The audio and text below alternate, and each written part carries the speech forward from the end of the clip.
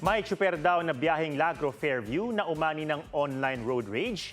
Di naman humaharurot pero tila may favoritism sa isa niyang pasahero. Pusuan na yan sa report ni Ian Cruz. May bagong kalbaryo ang mga commuter.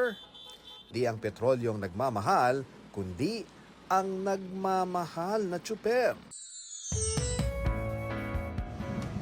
Ayun na aking darling. Hello.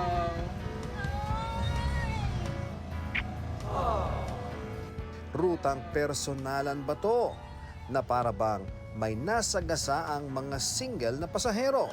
Ang lambingang ito ng jeepney driver na si Aldrin at passenger princess niyang si Samantha na kanyang girlfriend.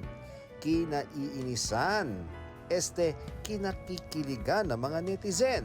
Biyaheng Lagro pa Fairview ang pamamasada ni Aldrin at laging nasasaktuhan at naisasakay si Samantha hanggang sa nagkamabutihan. Ang pasahero naging hatid sundo na, literal na pumapara para pala sa isa't isa. Pero ang netizens tila na alarma. Kaya pala hindi ako pinasakay kanina nung pumara ako. Tapos, pag kami lang ang nag-iisang pasahero, ipapasa kami sa iba. Unfair! Panawagan ng mga single.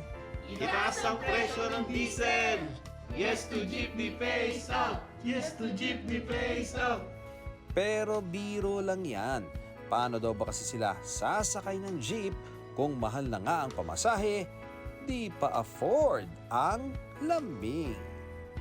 Ian Cruz, GMA News.